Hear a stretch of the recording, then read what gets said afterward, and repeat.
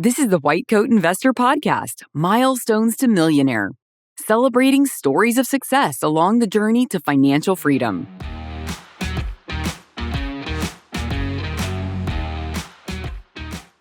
This is Milestones to Millionaire Podcast number 200.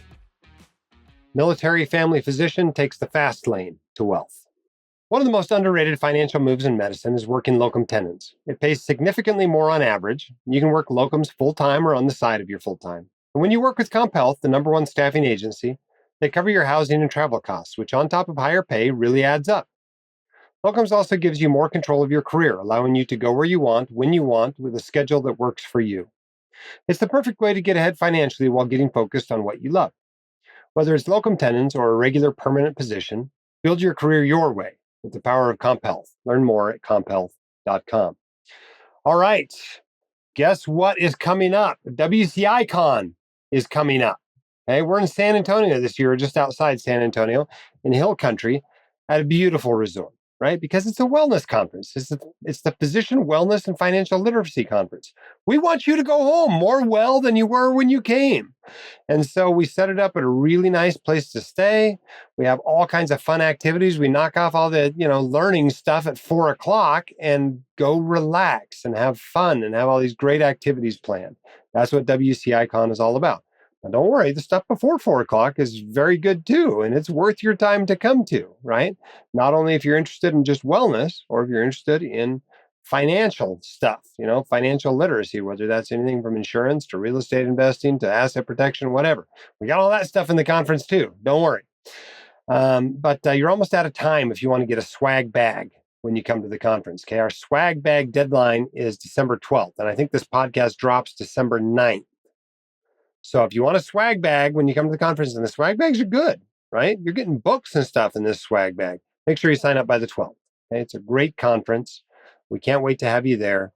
I want to meet you personally, hear about your successes, hear about your challenges. You can sign up at WCIevents.com. All right, we got a pretty interesting interview here today. As I record this, we did 4 milestones interviews today.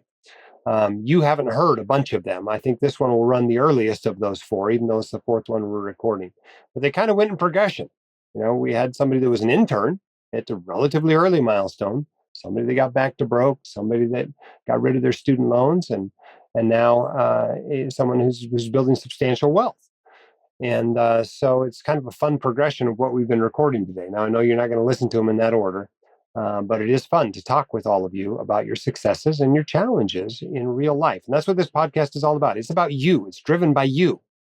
Okay, so let us know what you like. Let us know what you don't like, and we'll make the changes, because the whole point of us being here and sitting here in this studio today, Megan and I recording this, and Wendell, our AV guy, spending even more hours than we're spending with it to get it all pretty for you, is to help you. That's what we're here for. But we do need guests, right? Without guests on this podcast, it doesn't really work in this format. So if you want to sign up, go to whitecoatinvestor.com/milestones, and you can apply to come on this podcast. I don't care what milestone we're celebrating.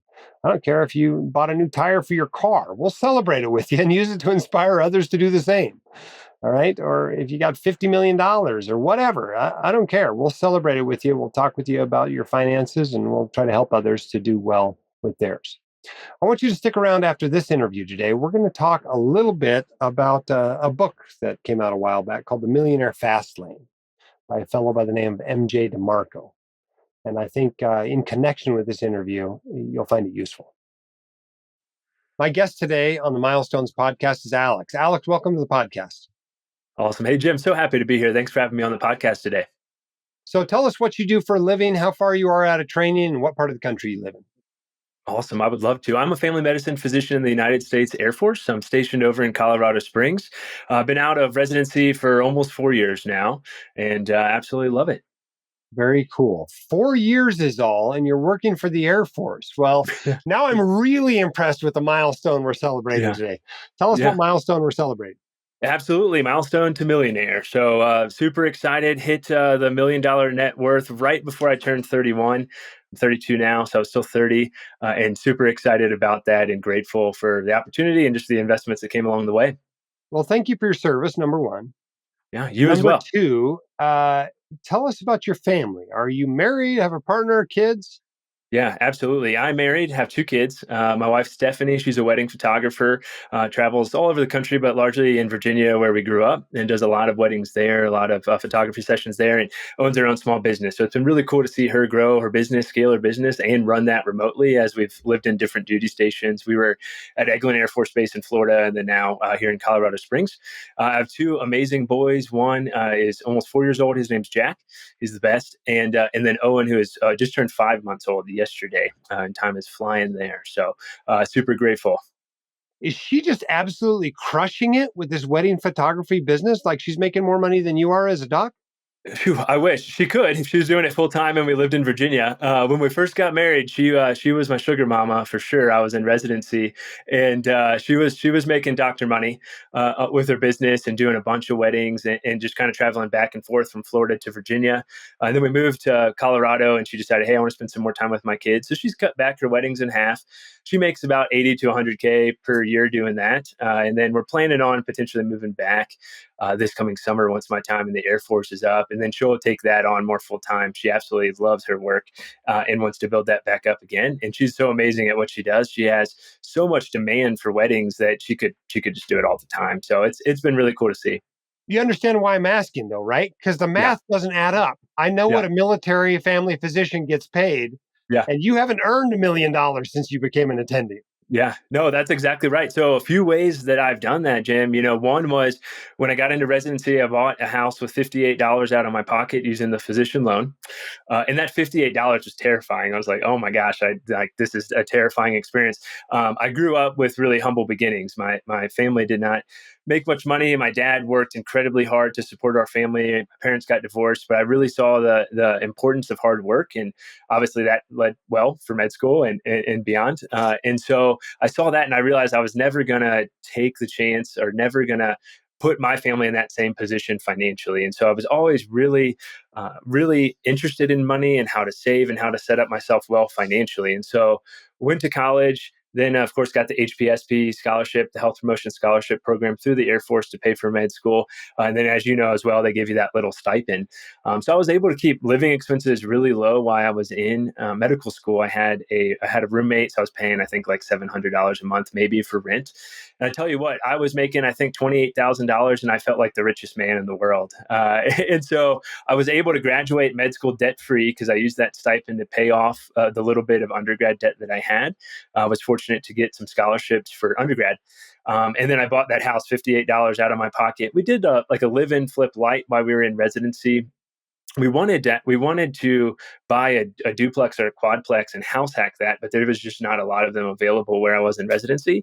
So we did a live and flip. Luckily, Florida's real estate prices have gone through the roof, so that house has more than doubled. We turned that into a rental, cash flow $1,000 a month on that.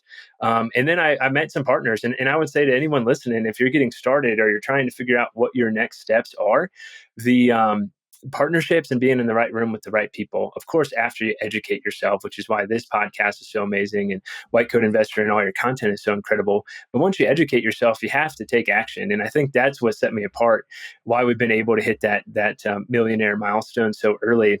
And we're fortunate that like my wife's income's pretty good. My income's relatively good. Pretty poor for a family med doc in terms of salary, but the Air Force offers a lot of good benefits. And so we rented that house out, and then we moved to Colorado Springs. We bought our house that we live in now currently. We house hacked that. And so we rent out our basement. That covers our mortgage and almost all of our expenses. So we almost live for free in Colorado Springs, which is amazing. Then we're able to take that $2,500 a month and put that towards other investments. And that snowball has just continued to grow from that in our other investments. But the partnership and the network piece, as I mentioned briefly before, has been so important. I'm in a military mastermind called From Military to Millionaire. The mastermind's called the War Room.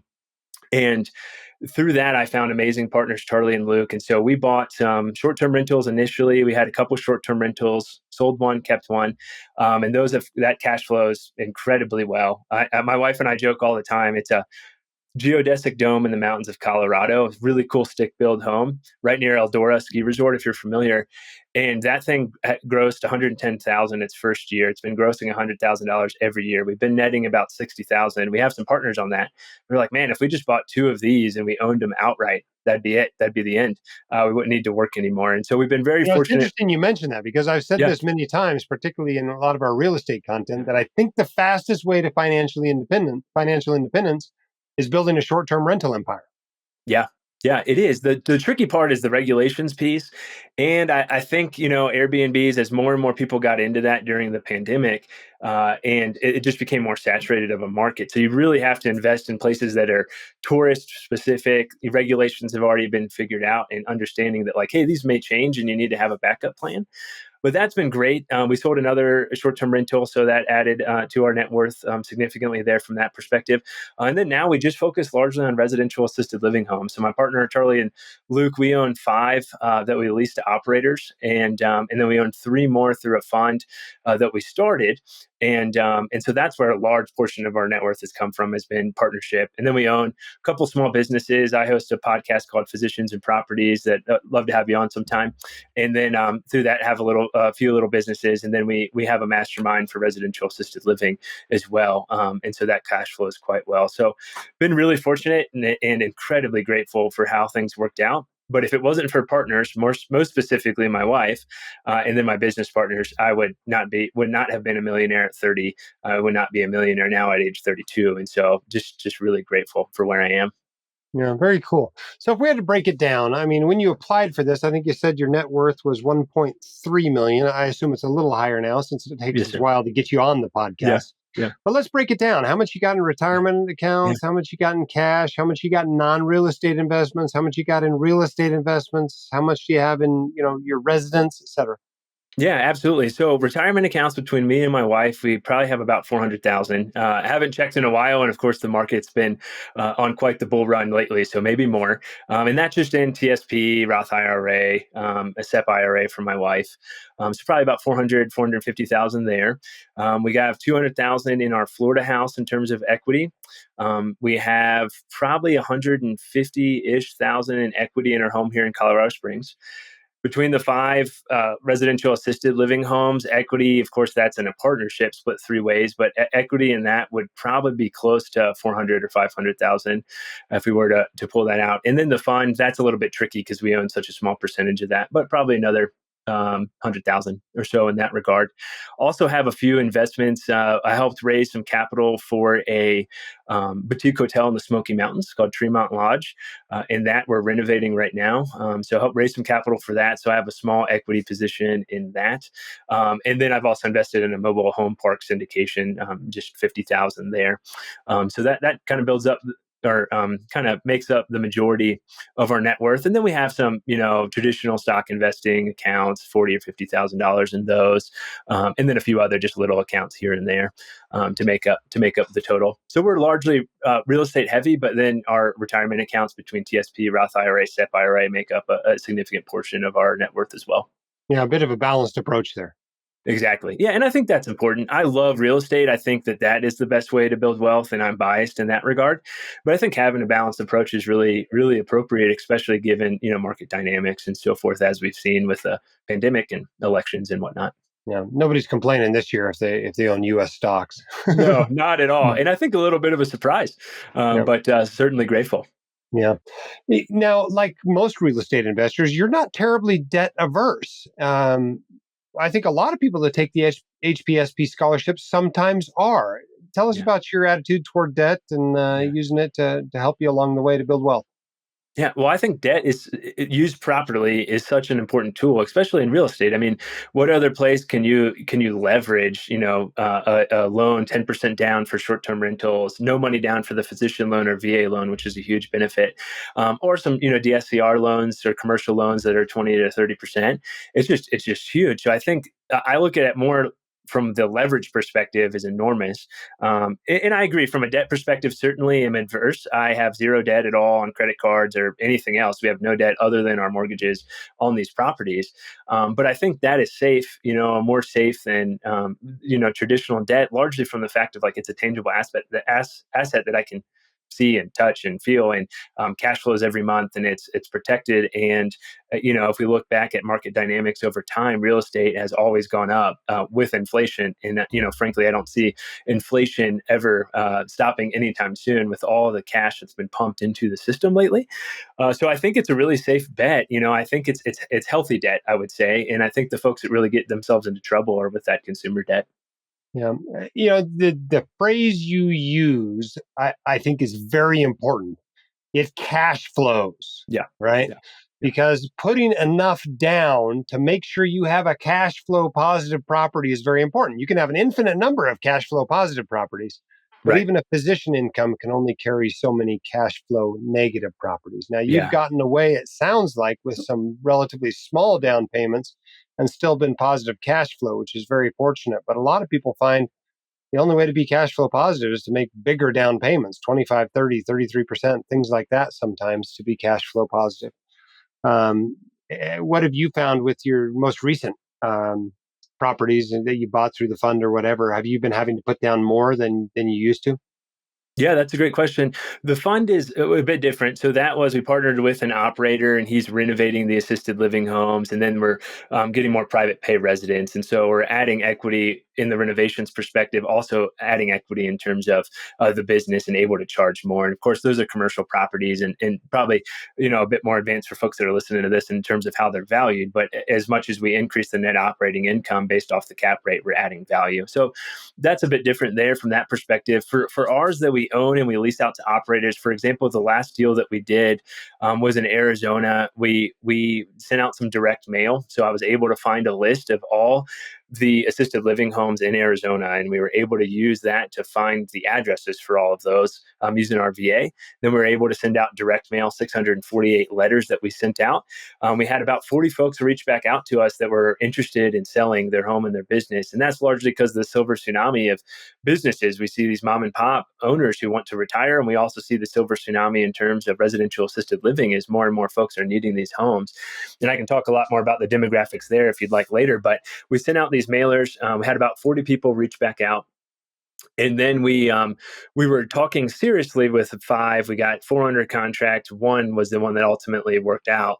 And it really was just a conversation with them to figure out, hey, what did they want? And they were open to seller financing because they had a lot of real estate experience. And we figured out, they said, hey, we just want $45,000 so we can pay off this loan that we have for the down payment. And then we just want the cash flow. We want to retire. And so we want the cash flow. So we settled on paying them $750,000 for the house and the business. It was a fully licensed residential assisted living home. At the time, they had 6 residents in it. It's licensed for 10. And so we settled at 750,000, 6% down, which was the 45,000 that they were looking for. And then they seller finance. And so we were able to get a 30-year amortization loan that is a 6% interest rate, which at the time we were looking at about 8.5 for commercial financing. So that was incredible. We were able to get into that home for 6% down, which was fantastic. Now, the beauty of that is we have 2 investors that covered the down payment and some reserves, 25,000 each. We're paying them 10% simple interest. And so we essentially got into that for our business for about 10 to 12,000, covering some renovation costs and closing costs. And that house cash flow is almost $3,000 a month.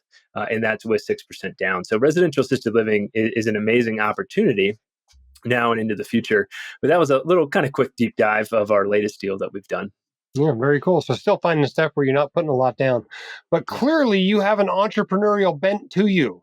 Yeah, You absolutely. you are not Absolutely. you are not content to just work your shifts and carve out some money and put it into a VTI kind of investment and go spend your time on your hobbies. You're spending some time and some effort learning and doing some more interesting stuff. Any regrets whatsoever about that? No regrets whatsoever. I think you just have to figure out. I think we're all struggling with balance in some capacity, and a few things that help me is, one, my family is most important to me, and I'm lucky to have a really supportive wife who understands. Right now, we're in kind of that hustle mode, but for me, I've always made it a priority. Like, I get home from work around 5 o'clock, I take my cell phone, I put it on top of the kitchen counter. I don't touch it until my kids go to bed, because that time is way more important than any business or any real estate transaction. Like, the only people who are going to remember I worked late or I wasn't there is going to be my family. It's going to be my wife and my kids. not going to be the patients. It's not going to be clinic leadership. It's not going to be anybody else. That's it. Those are the only people we're going to remember. And that's what's most important. And so I've really taken that to heart, that work is at work and home is at home. And then real estate and business comes in between. And so that does require, waking up early or staying up late, but it's worth it. And it's been absolutely worth it. I would not be where I was if it wasn't for that. But no, to answer your question, no regrets. I mean, I'd say my biggest hobby probably is business, is real estate and entrepreneurship. I just absolutely love it. I love the opportunity, like you, to educate physicians, and so it's just been a blast to be able to have that opportunity and to do that. And then, the residential assisted living space is such an incredible space to not only invest but also get that fulfillment and know that, hey, we're changing the face of senior care through our mastermind and through our homes that we own. And so that's just been so fulfilling to me. So I think that has been something I've enjoyed so much. And I find time for hobbies. As we mentioned before the podcast, I just got back from an elk hunting trip last night pretty late. And so I just find time for those hobbies to work. I love to ski. I love to be in the mountains, as you do as well. And so I'm super grateful for that. But it's just finding that time and being willing to take that time to recharge your batteries if you are, working full time and doing the entrepreneurship side gig as well. Yeah. Well, congratulations to you on your success. Thank you so much for being willing to come on the podcast and share it with others and hopefully inspire them to do the same. Absolutely. Thank you, Jim. I really appreciate it. Okay. I hope you enjoyed that interview. That is not our typical interview, as you'll notice. Alex is a hustler. There's no doubt about it, right? He's willing to go out there and put in some extra work, build some wealth, take some risk, right? Take some business risks, start some new businesses, learn some new stuff. Take on some risk. He's got some significant leverage risk in his life. When you're getting into properties for nothing and 6% and 10% down, there's some significant leverage risk. And of course, leverage works both ways. So you got to be careful when you live your financial life this way. Things can blow up.